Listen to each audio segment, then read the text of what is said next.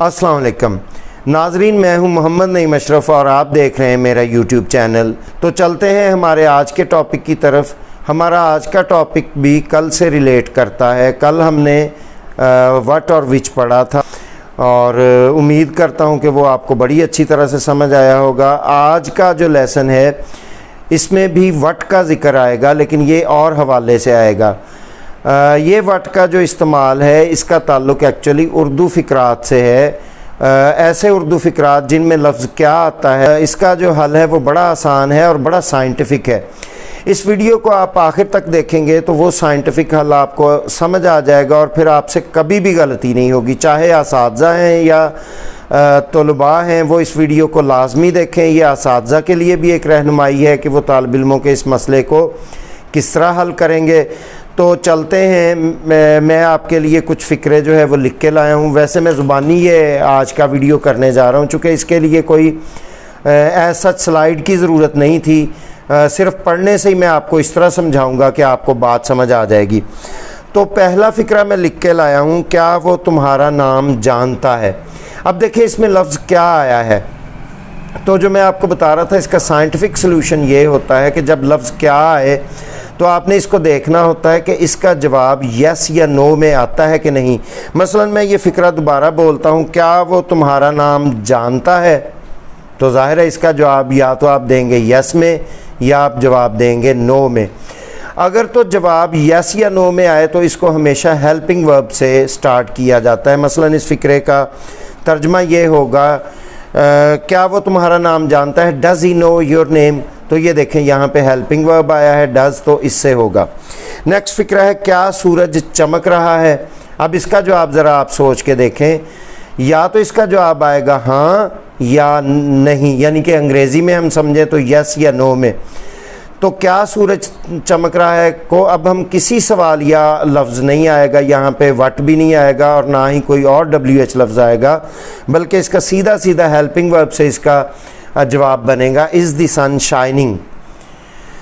अच्छा जी, आगे है वो क्या कर रहे हैं।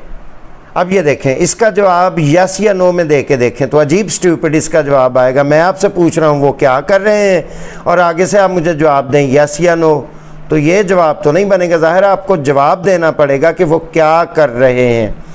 तो मसलन आप बताएंगे कि वो खाना खा रहे हैं, वो खेल रहे हैं, वो घर में हैं, वो कोई ड्रामा देख रहे हैं।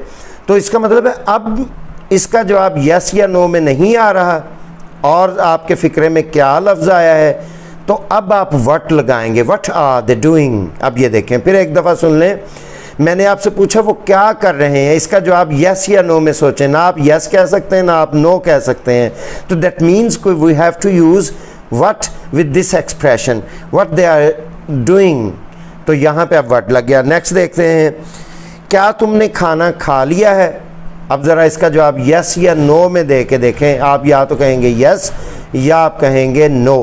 तो आपके ख्याल में अब यहाँ व्हाट लगना चाहिए?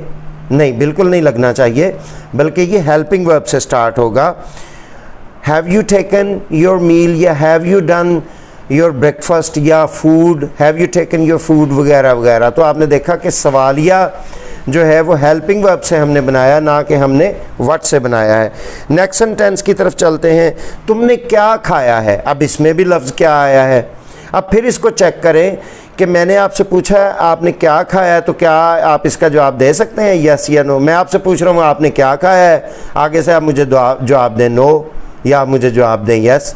तो इसका मतलब है ये कोई लॉजिक नहीं है कि मैं आपसे पूछ रहा हूँ आपने खाया क्या है और आप मुझे जवाब दे रहे हैं यस या नो। तो दैट मीन्स कि now you have to use what. चूँकि इसका आपको डिटेल से जो आपको देना पड़ेगा, कोई तफसील बताना पड़ेगी। तो मैं पूछूंगा कि व्हाट हैव यू ईटन या व्हाट हैव यू टेकन। तो अब ये देखें व्हाट लग गया। तो नेक्स्ट चलते हैं, क्या वो कपड़े इस्त्री कर रहा है।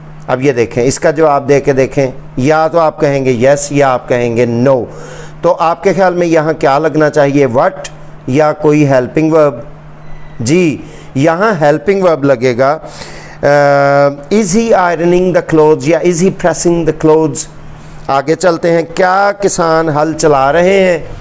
फिर इसका जो आप सोचें यस या नो। تو اس کا مطلب ہے اب آپ وٹ نہیں لگا سکتے بلکہ you have to use the helping verb. Are the farmers ploughing. تم کیا کر رہے ہو؟ اب اس کا جو آپ ذرا دے کے دیکھیں، نہ تو آپ نو کہہ سکتے ہیں نہ ہی آپ یس کہہ سکتے ہیں. تو دیٹ مینز کہ اب آپ وٹ لگا سکتے ہیں. اب آپ اس کو اگر ہیلپنگ ورب سے شروع کرتے ہیں تو پھر آپ کا وہ سوالیہ فقرہ غلط ہو جائے گا. ایک دفعہ پھر یہ لاسٹ فقرہ ہے، سن لیں اور اس کے بعد میں یہ ویڈیو کلوز کرتا ہوں. تم کیا کر رہے ہو؟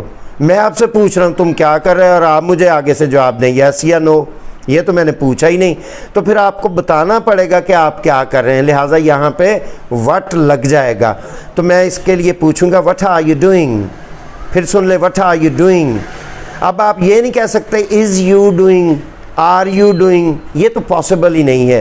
لہٰذا اس چیز میں آپ کو بڑا ایک سیدھا سا فارمولا بتا دیا ہے کہ وٹ کب لگانا ہے. اگر تو آپ کے جو پوچھے جانے والا سوال ہے وہ اردو میں، اس میں بے شک کیا آ جائے، آپ نے کیا کو نہیں دیکھنا. بالکل آپ نے اس پہ توجہ نہیں کرنی کہ آپ کے فقرے میں کیا آیا ہے یا نہیں آیا. آپ نے یہ دیکھنا ہے کہ اس کا جواب یس یا نو میں ہے. اگر اس کا جواب، اس فقرے کا جواب جس میں کیا لفظ آیا ہوا ہے یس یا نو میں آئے تو پھر ہیلپنگ ورب سے سٹارٹ کریں، جس کی میں نے I have given you a lot of examples. اور اگر اس کا جواب کوئی ڈیٹیل میں دینا پڑے آپ کو تو پھر آپ ہیلپنگ ورب نہیں لگا سکتے بلکہ you have to use the interrogative word what.